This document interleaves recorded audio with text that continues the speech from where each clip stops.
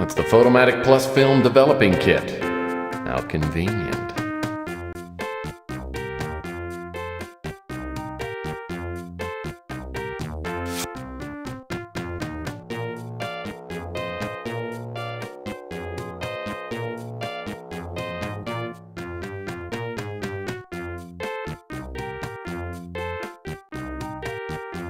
These pictures are sick.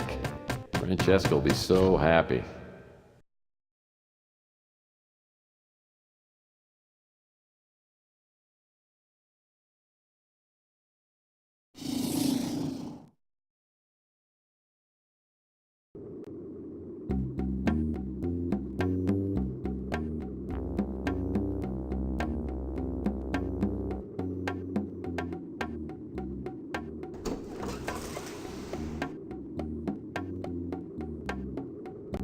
Well, gorgeous, you're back. Did you get the evidence I need? I think I might. Let me look inside my overcoat.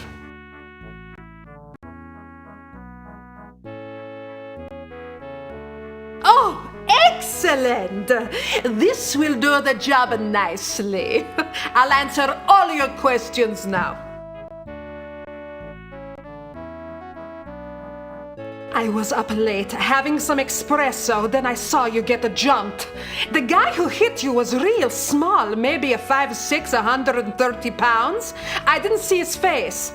He took your package you were carrying, then ran off. It looked like a professional hit, but he wasn't trying to kill you. Believe me, if he wanted to, he could have. After the first guy took off, I saw another guy come running down from your office. He bent over you and went through your coat. Then he ran off too. I recognized the second guy. He was a mutant named Pug. In fact, I remember seeing him hanging around your office for the past few days. Anyway, I went over to make sure you were okay. Sal showed up a few minutes later and I made him carry you up to your office. That's all I know.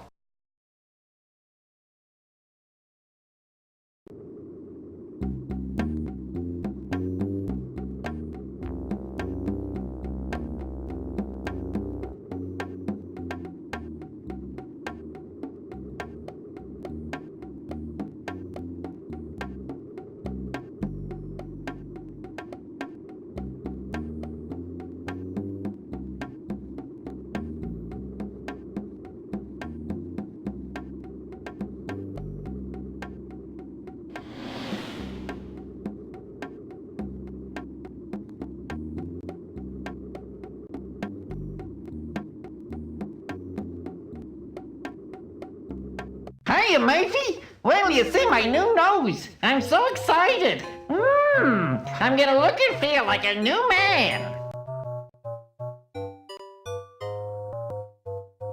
Well, that's swell, Beak. Hope you're feeling grateful enough to answer some more questions. Yeah, sure. Anything.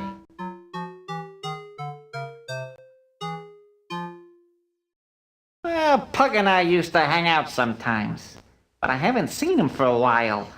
I heard he's gotten a job of some kind. He doesn't work very often, and he usually sleeps in a box down by the Snow White warehouse. Following Beak's instructions, I hang around the warehouse. Not long after, a gust of wind carries a horrible stench into my nasal passages. I turn and see a shadowy figure waddle into the alley. The way you look at me, it makes me nervous. Oh, don't get me wrong, Pug. I'm here for a friendly chat. You mean you're not here to hurt me? Now, why would I want to pound on you, little buddy? Oh, no reason. I guess I thought you were someone else. I must be going now. Listen, I brought my gun. I don't fire as many warning shots as I used to. This talk of guns has frightened me. I think I've soiled myself. You know, I don't care what you think, because right this second you've got one foot in the grave and the other's on a big fat banana peel. Yes, and what right do I have to think? You despise me, don't you? Please don't kill me. Usually I wouldn't think twice about punching out a two-bit crook like you. But you just get my knuckles all grimy. Why are you treating me like I'm some kind of criminal? Because I can't justify treating you like a lady. You're a cynical person, if you'll forgive my saying so. Who, me? Cynical? What a load of crap. Now give me my wallet before I break you in half. Here's your wallet. You will see I have spent very little of your money. Tell me, how did you find me? Well, you're pretty sneaky, but someone saw you rob me. They also said you were tailing me. I was hired to follow you. I provide people with information through ways of my own. People actually hire you? Who's the sap that had you following me? I was hired by an old PI who called himself the Colonel.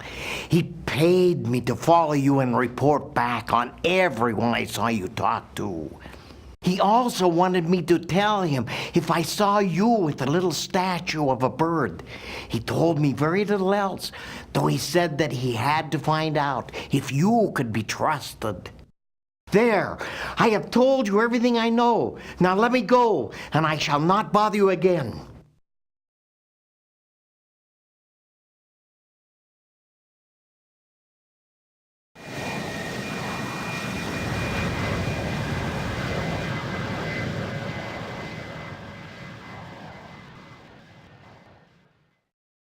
The Colonel was my mentor in the detective biz. When I was a young, idealistic crime fighter, I didn't understand some of the Colonel's unethical PI methods. I reported the Colonel to the PI licensing board and his license was temporarily revoked. In the years since, I've come to understand and even occasionally use the Colonel's questionable methods, but we've never made up. I haven't seen the Colonel's office since we fell out 15 years ago. From the look of the exterior, the Colonel's kept it up nicely. I knock on the door and it swings open. The place is trashed.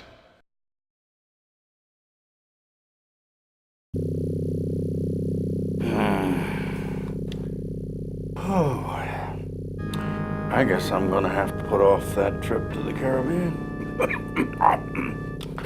Maybe permanently. My God, what happened? Who did this to you? The chameleon. He's some kind of shapeshifter. I swear he's the devil himself. What did he want? Why did he attack you? Oh, he thought I had it. When he found out I didn't, he tried to torture me into telling him where it was. Yeah, he got impatient, stuck a knife in my chest. I must have passed out. I didn't get enough sleep last night. Well, What was he looking for? the winter chip. The cult wants it. They're planning a doomsday party. They're afraid whoever's got the chip might stop them. You're gonna have to find it and get it to Capricorn. They know what to do with it. But I don't know where to look. You gotta give me some help. There's no time.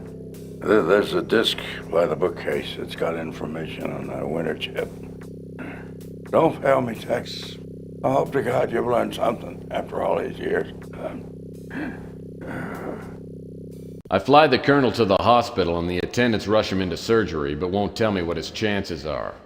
I know I should go and search the Colonel's office for the disc he referred to, but I'm having a hard time keeping my eyelids popped open.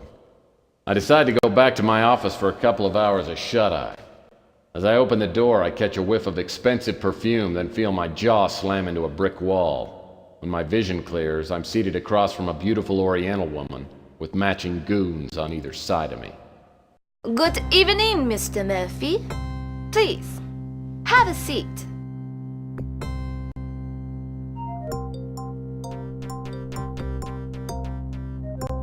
Gee, thanks. My dogs are really tired. Yes, you've been very busy, haven't you? Let me introduce myself. My name is Eddie Ching.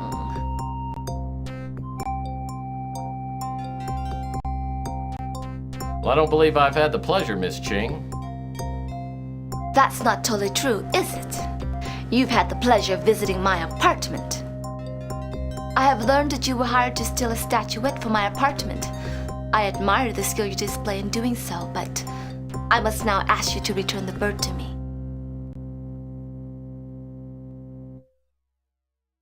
Thanks for the compliment, but I don't have your stupid bird. Someone stole it from me after I left your place. You'll just have to run down to Goodwill and get yourself a new one. It's gone? You imbecile! Have you no idea what you've done? You were set up. The person who hired you belongs to a group so powerful they may hold the fate of the world in their hands. The statuette is worthless, except to this cult. And I went to great lengths to keep it from them. And all it took was one idiotic PI to give these fanatics the talisman they need to loose the demons of hell upon the earth. Oh, please. You really believe all that satanic mumbo-jumbo?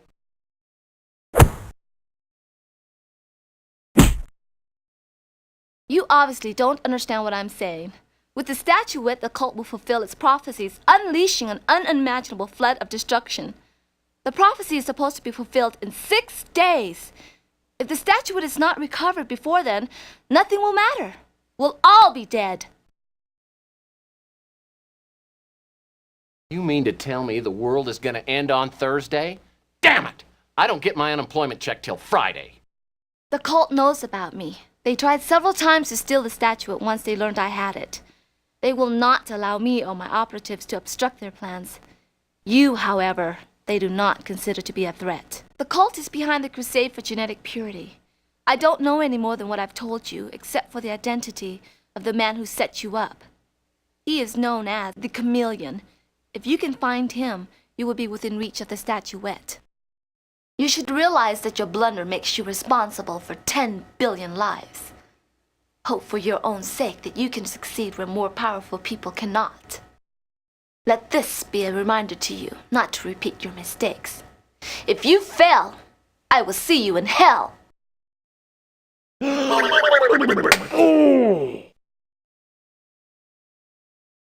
So, did he have the chip or not? I never found out. My usual methods of persuasion weren't working, so I had to get a little more forceful. Next thing I know, his lights go out. I think I killed him. Dead men don't help us. We've got to find out about that chip. If the Colonel didn't have the chip, then he probably sent it to Murphy. Stick around and keep tabs on him until the last second. But don't kill him. If the chip doesn't show up, make sure Murphy doesn't blunder into our path. If you find the chip, destroy it. Then you can do what you want with Murphy.